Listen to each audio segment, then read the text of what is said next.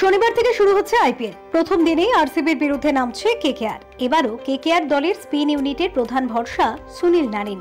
বুধবার একটি বেসরকারি সংস্থার ইভেন্টে যোগ দেন ক্যারিবিয়ান স্পিনার। সেখানে বিরাট রোহিতদের বিরুদ্ধে বল করা থেকে নতুন অধিনায়ক রাহানে একাধিক বিষয় নিয়ে মনের কথা অকপটে জানালেন নারিন।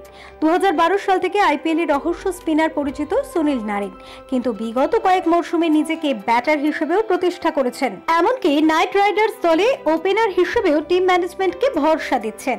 তবে বোলিংই যে তার প্রথম পছন্দ তা জানিয়ে দিয়েছেন তিনি। তার কথায়, আমার কাছে বোলিংই প্রথম পছন্দ, কিন্তু টি-20 ক্রিকেটে ব্যাটিংও সমান গুরুত্বপূর্ণ। ফলে ব্যাটিংয়েও আমি সমানভাবে মনোনিবেশ করি। দল যেখানে বলবে সেখানেই ব্যাট করতে প্রস্তুত, তবে বোলিং করতেই আমার বেশি ভালো লাগে। গত মরশুমে চ্যাম্পিয়ন হয়েছে কেকেআর, ফলে এবারও তাদের নিয়ে থাকবে বিপুল প্রত্যাশা। ফের একবার ট্রফিতেই ফোকাস করেছেন নারিন। তার কথায়, অবশ্যই আমরা চ্যাম্পিয়ন হওয়ার লক্ষ্য নিয়ে এবারও খেলবো। তার আগে গুরুত্বপূর্ণ প্লে অফে স্থান নিশ্চিত করা। প্রত্যেক দলই কঠিন প্রতিপক্ষ। ফিউরো রিপোর্ট, চ্যানেল 10।